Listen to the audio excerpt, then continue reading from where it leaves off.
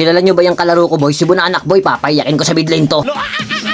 Yung son, tawag sa akin Aldog. Kitang-kita nyo naman, di ba? Naka-inspire pa yung nana niya.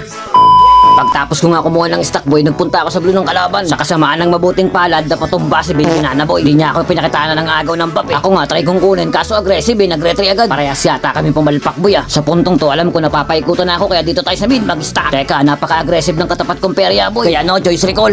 Para umiyak si Baby Nana, lahat ng stock kukunin ko boy.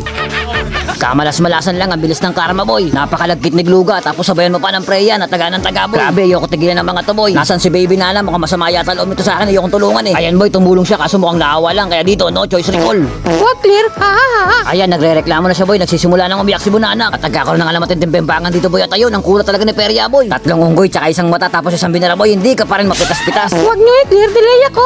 Report na nanak MM. Balagbag talaga yung kalaban boy. Akalain mo yung tinatatlo ako. Ganyan ba kayo kahina boy, mga kupal? Sa bagay, may beto naman kayo. Pag suntok ko nga boy, walang talab eh. Ang sakit, ako pa'y dapat takbo boy. Sige, lapit, makulit ka.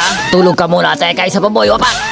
Mga meta maker, ha ha ha. Plus yung IGN ni Leslie boy, kaya pala mabilis kang mawawala. Wapa, kamao ko pinapak. Nawala, ha ha ha. Tado, ang lakas mga asar ni Bunanak boy, naka-all pa talaga eh no. Ito pa, oh, wapa, asarin mo boy. At dahil tatlo yung pita sa kalaban boy, malayang kalamares to para sa amin boy, wapa. Kalamares ba tawag sa Lord ngayon? Aba, pinayong ako nagagawad boy, oh. Kumuko ka ba, makulit ka. At dahil nasa amin yung kalamares boy, endable na to. Tingnan nyo naman boy, mga nagtatakbuhan na yung kalaban. Pero nice G Bunanak. Victory! Papalo pogi.